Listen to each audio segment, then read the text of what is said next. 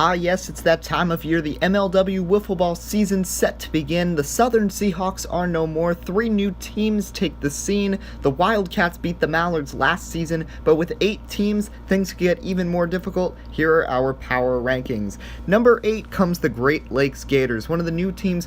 A lot of guys coming from AAA. Brendan Zerlag, Chris Ruley. This could be a good team, but facing Major League pitching will be a big change for them. No Major Leaguers on this team. The only one with any sort of experience there is Chris Ruley. It's going to be a rough go for them. The Metro Magic. This team's got Jack Eigner as a captain. He is a good vocal captain. I don't know if on the field he can be a great captain. They do get Alex House from the disbanded Seahawks, though, so this team could get a few wins. I just don't see that much happening for this Metro Magic, and I see them as one of the teams missing the postseason.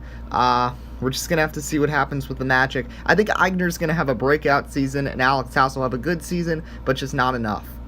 The Coastal Cobras, I don't understand this team. The AL is weak. It's basically the Kyle Schultz Invitational, yet Drew Davis decides to rebuild this whole team.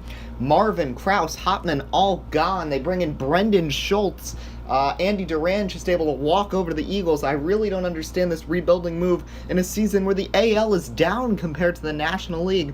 National League has 3 real viable threats to me to make the World Series. The American League only really has 1, so the Cobras really going to fall behind. Every year it seems like the Pacific Predators, you get all this hype, and then things just fall apart. Alec Warda, though, another year of experience working with Brennan Russell on this team.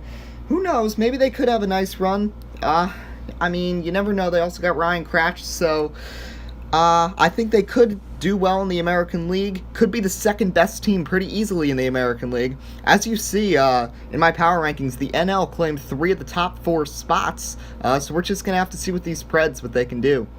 Downtown Diamondbacks, Gavin Noreski on the mound, Mason Jewell batting. These players have never played in the MLW, but they've played the elite of this league in tournaments before and played them pretty tough, so I think they're going to play pretty well.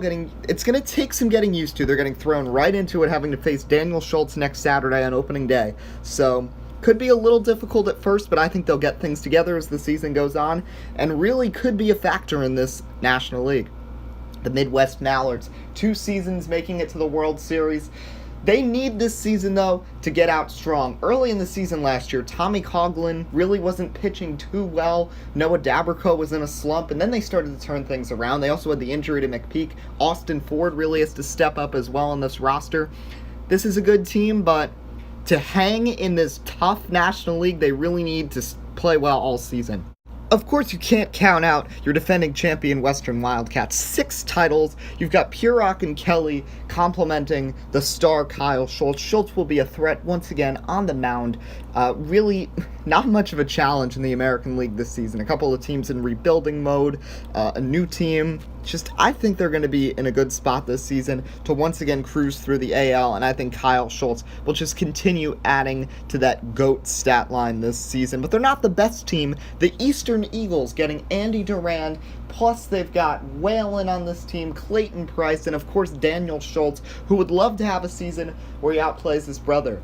Remember, Kyle Schultz has 6 titles with the Wildcats. The Eagles just have the 1 and have been eliminated by the Mallards in the NLCS each of the last 2 seasons.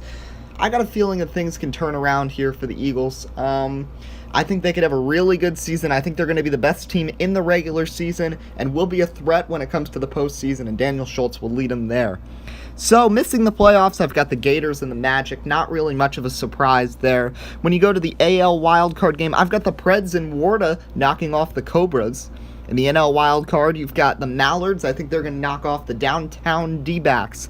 Moving on to the ALCS in a tough, pretty easy series, rather. Kyle Schultz will lead the Wildcats past the Preds. In the NLCS, tough series. This time the Eagles will get the better hand of the Mallards, and the Eagles will win the World Series in 5 games over the Wildcats.